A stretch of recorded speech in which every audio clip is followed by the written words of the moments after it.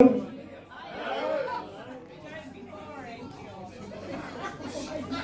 and you aren't going to get on, so there you go. Now you won't play that for 20 minutes and shut the fuck up.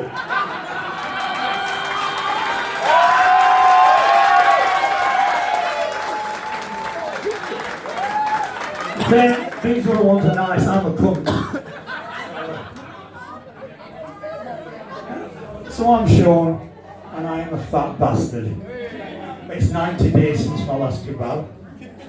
If I do another 10 days, I get a fucking little coin, it'll be fucking right. I've always been a big guy, I've always been a big unit. When I was 5 years old, I was 5 foot tall. By the time I was 10 years old, I was 5 foot 10. By the time I was 14, I was 6 foot 4. I've been a fucking growth spurt all my life. I've been a big fucking unit all my life. My mother tried various ways to get me to lose weight. I used to go to doctors once a week, where I'd get weighed. If I'd lost weight, we had a chippy tea. If I'd stayed the same, we had a chippy tea.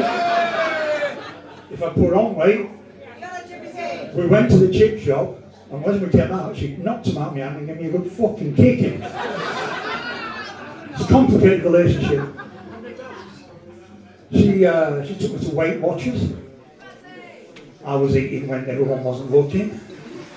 She took me to Slimming World. I was on another planet, Mars. I know, that's it. Oh, I love a grown. I love a grown. Now, who's been to Slimming World or? Yeah. On Weight Watchers. Yeah. There's always one in there. There's always one. Sandra, she comes in every week, and every week she comes in on a Monday for weighing. And she'll sit there. I can't believe I put weight on. Well, what did you do last week, Sandra? Well, after weighing last week, because I'd lost a pound, I treated myself, and I had a little kebab. And on Tuesday I was very good. I just had soup and salad at lunchtime, and then I had fresh chicken and broccoli at tea time. Lovely. She said, and I had that every day, all last week. And then Friday night, well, I had a bad day at work. Julie was picking on me. So I went out and I had a kebab and didn't like it. And then I had 14 pints. And then I felt better, so I had a pizza on my own. And then Saturday we were really good. We went for a long walk. We walked at least 2 miles to pool. And then 4 Bacardi breezes and 3 Guinnesses and a couple of vodkas, and then on the way home we decided to have another pizza. And then on Sunday we had a Sunday dinner. Of course, you've got to have your Sunday dinner, haven't you, on a Sunday? And I had 2 extra Yorkshire puddings, and then we went out and had a few pints and had a pizza. Sandra, I think we know why you're not losing weight, love. You fucking fat cunt! But I'm on the Manjaro. Anybody tried the jabs? Oh man, they are fucking great. I'm on the Manjaro, right? I've lost 1.5 stone in like 6 weeks. It's really working. They're fabulous. You don't feel hungry at all. You just don't want to eat, which is, for me, a fucking revelation, because normally I don't stop from dawn to dusk. But it's great. But there are various symptoms, and my diabetic nurse warned me about them. She said, Sean, you may suffer from some nausea. Yeah. She said, you might find you have some indigestion. Nah. You might find that you have some headaches and some strange bruising. No headache, but I have got mystery bruises. She says, and what you might find, Sean, is that you may have some trouble with your bowels. Oh. Now I was expecting the stuff that you used to get. Did anyone take all this stuff back in the 90s, yeah? When you used to have to change your underpants 5 times a day and you were like and you were pumping orange oil at your backside like there were no tomorrow. You were awful. And I thought you were going to be that. It's quite the opposite. 3 or 4 times a day, ladies and gentlemen, I am depositing down our toilet the equivalent fecal matter of Crawley. It is coming thick, hard and long. It's like being bombed from the inside out. It's fucking horrible. I reckon 3/4 of what I've lost is shite. Honestly. But there's one last symptom. Has anybody heard about this? Manjaro cock. Apparently, on the Manjaro, when the weight starts dropping off, it makes your dick look 3 inches bigger. 3 inches bigger. So that'll be 4 inches. But the good thing is, I don't have to take dick pics anymore. Because I can see it. Yeah, the other thing my mother tried, my mother gave me AIDS. AIDS, fucking Google it, I'm not here to pander to your fucking prejudices. Now some of your older ones might remember, AIDS was an American thing that came across here. It was a weight loss toffee. And you had a box full of these little toffees. You were supposed to take one after every meal to suppress your cravings, to suppress your appetite between meals. There was some kind of speed or something in them, and they got banned eventually. I ate a full box, and I had projectile diarrhea for 4 days, but I got a Jimmy tea on Monday. But it's. I did lose some weight for a while, and I've been kind of a yo-yo from my life. But you know, I'm a big lad and I can carry it. But yeah, I went to university. First one in my family to go, went to Manchester. Yes. 1987 to 1990, Manchester. The height of Manchester. I can these stone noses, mate. Honestly. All we did was dance around, we took loads of drugs, we took pills, we took speed, we took weed, we took acid, we took mushrooms, dancing to the Happy Mondays and Bezos Maracas. Yeah, man. I still take a lot of drugs. They're all prescription now. Can't sort you out with any ease, but I can fucking sort you out with some metformin. Fucking tons of that shit.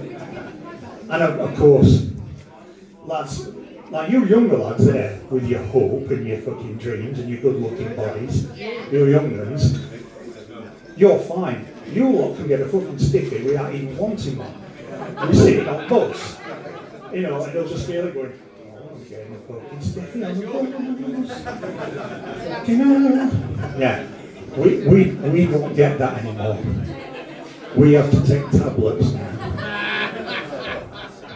But I'll tell you a little trick. Take them for recreational purposes. You do a couple of blues, lad, you'll be up all fucking weekend. Bang! Your last. Is your girl? Which is your girl? Your lady? Yeah, you. Yours. Oh, get him on some fucking Viagra for weekend, love. You will thank me. I promise you. But yeah, it's getting old is fucking tough, isn't it? You know, everything starts to fall off, everything stops working, you feel more tired. It's just, but inside, I mean, how old are you, my friend? 48? No way. Fucking spring. Chicken! Right? Phil, how old are you, mate? I'm 43. 40, he's 43 and a lying bastard. Speaking of lying bastards, I've been talking to your mate Latty. That's how I know a lot about some of you. Yes, he's a great electrician. He's a fucking grass. He's told me all about you. Dave, you can represent me soon, because I might be going on a fucking murder charge after tonight. But so, is there anybody else called Dave in the audience, by the way? No, good. Everybody's got a Dave, haven't they? Everybody's got a Dave. And if you haven't got one, you're Dave. Right? My mate Dave, thick as fucking kick shit. Absolute fucking knobhead.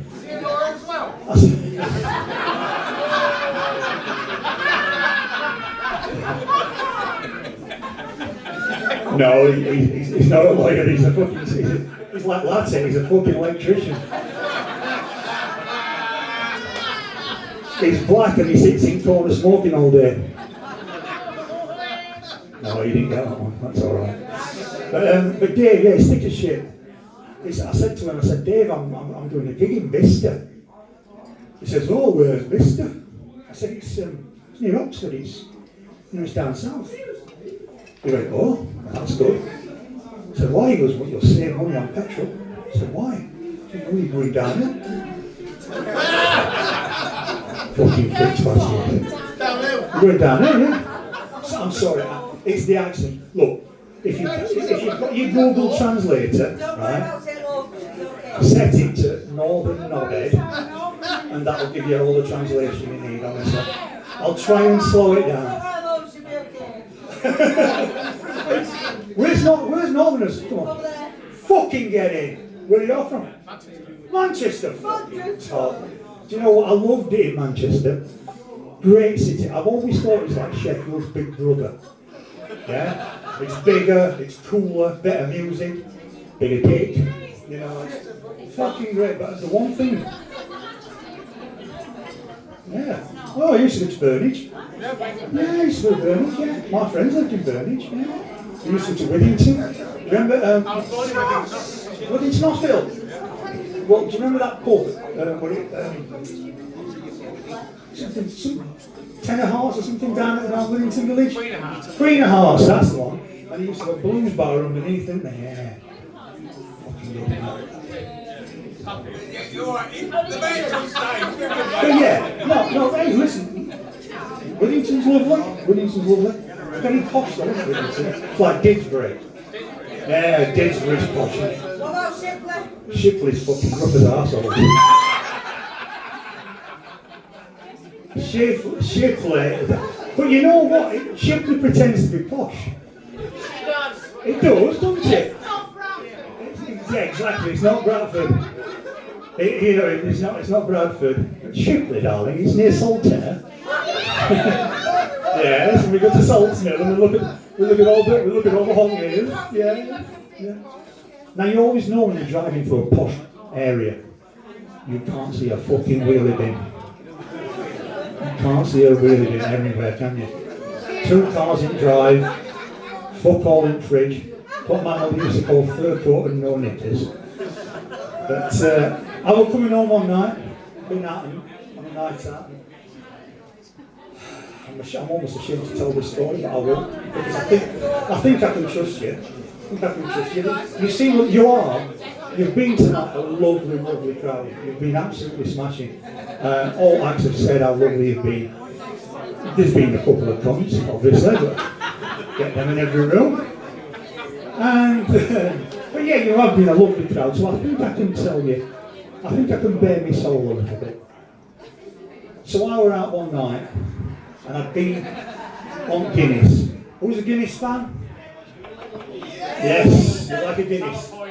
Now, do you know the effects of Guinness the next morning? Well, happiness, yeah.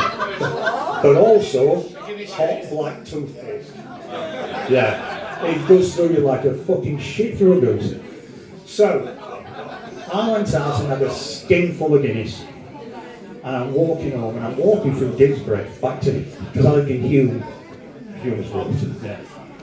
So I'm walking through Didsbury, it's about 2 o'clock in the morning, and I feel the rumble. The Guinness is going to work, and I can feel it, and I'm like, oh. So I start walking like this. You know, you do a clenching. And I thought, I've got 5 miles to walk, I can't walk 5 miles like this. Anyway, I saw a nice looking house with a big garden. Big garden. I thought,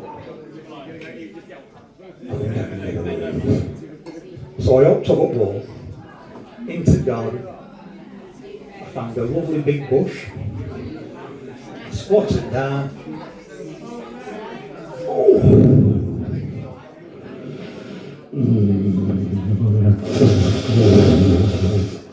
Sweet relief. I pulled my trousers up and I turned around Nothing there. There's absolutely nothing there. Now I'm sure I had a poo.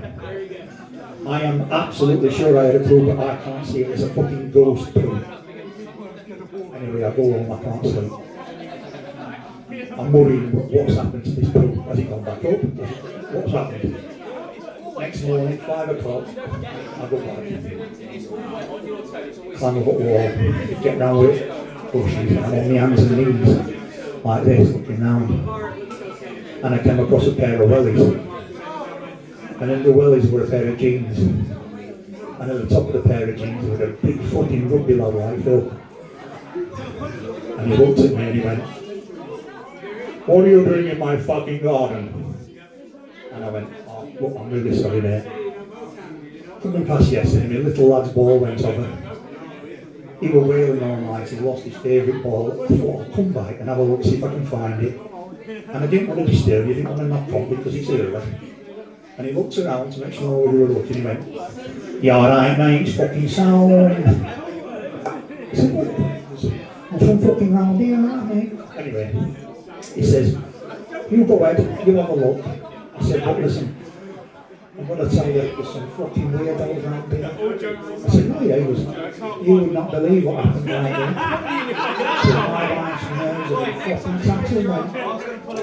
I said, "Oh, I see you, yeah. Last night, somebody's fucking shit on the dog. He's coming looking like a fucking unicorn." It's a true story.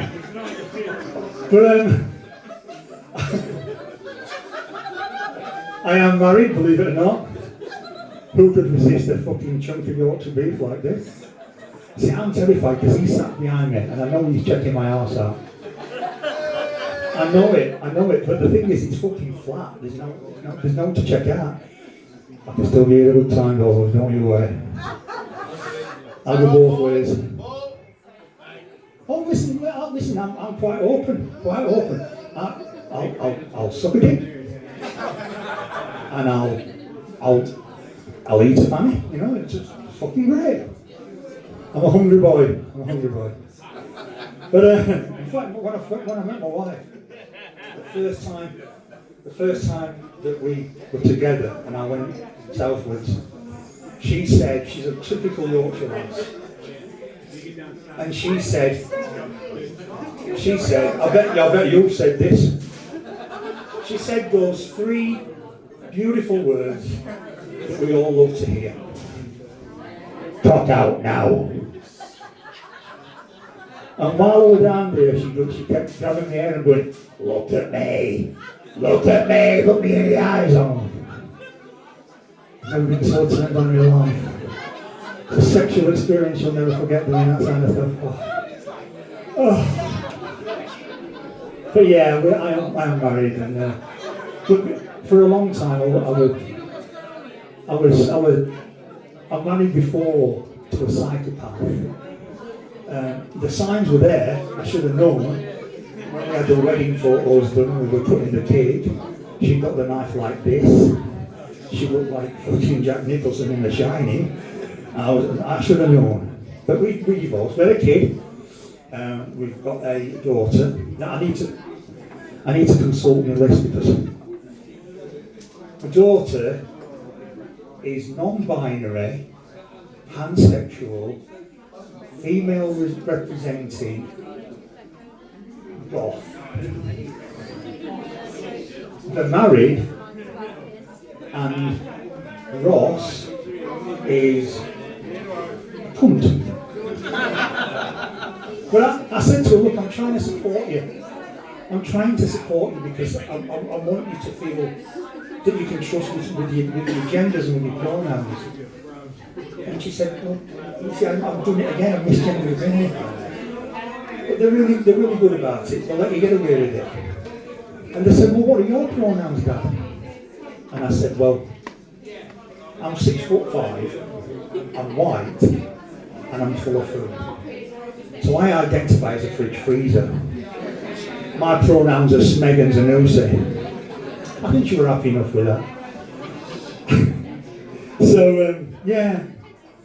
Last little bit about Manchester. I loved Manchester. It is a lovely place, and these days I think it rivals London for things to do, entertainment, culture. It's fantastic.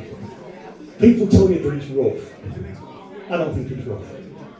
I had one incident in Manchester where I thought it were a bit rough. Now I was coming back from a night out. This is when I was in halls of residence at university. Coming back from a night out, and as I came down the corner, there's two Asian lads who lived in our halls of residence.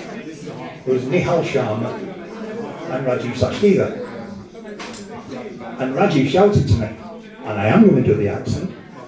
He went, "Hey, I'm sure these lads are fucking chicken bricks in us, mate."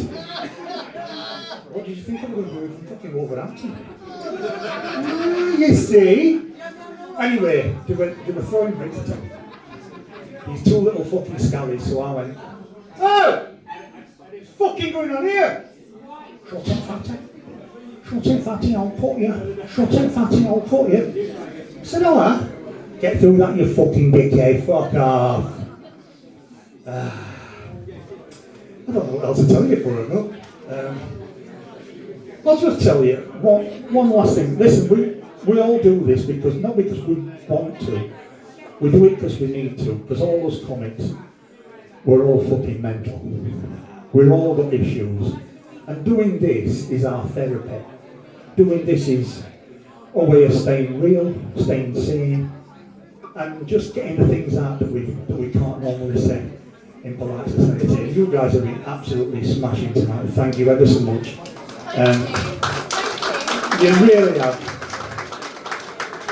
You really have. It's been a pleasure to come down and speak to you. I've got a very long drive home, and I'm looking around the room seeing who I can stick in boot.